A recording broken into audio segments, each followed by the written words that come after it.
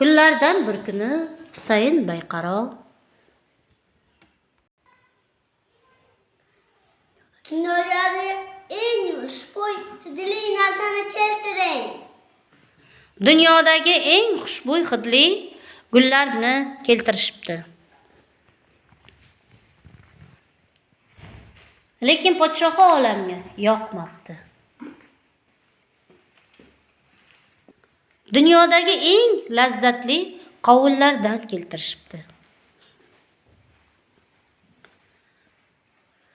Qovunlar ham podshohi olamga yoqmabdi. Sizlarda 3 cho'muqlar. Dunyodagi eng xushbo'y hidli narsani keltiring. Xo'p, bo'ladi. Vazirlarning boshi qotibdi. Ular o'ylashib, Hazrati Alisher Navoiy yollariga borishibdi. Assalomu alaykum. Va alaykum assalom. Nima xizmat? Bizga podshoh olam eng shirin narsani, hidli narsani olib keladi Dedilar. dedilar.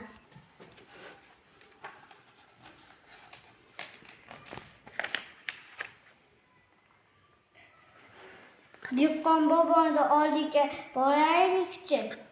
Ular dehqon bobo huzuriga kelishibdi. Assalomu alaykum. Alaykum assalom. Xush xizmat. Meni Husayn do'stim Bayqaro betob qoldirar. Dunyodagi eng shirin xushbo'y narsani olib kelishdi buyurdilar. Tandirdagi issiq nondan olib kelinglar-chi. Rahmat. Do'stim Bayqaro, siz istagan narsani olib keldik. Issiq non olib kelinglar-chi.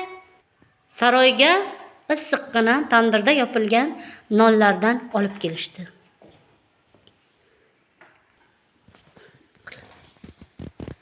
Issiq nonlarni podshoh hidlab va ko'ngliga juda ma'qul bo'libdi. Rahmat do'stim. Rahmatni menga emas, dehqon boboga ayting. Dehqonni huzurimga keltiring. Assalom. Dehqonga to'n kiydiring. Vazirlar dehqonga sarpo kiydirishibdi.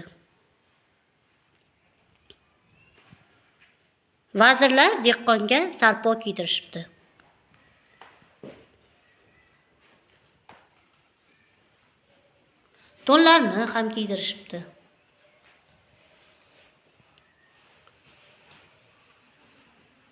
Rahmat podshoh.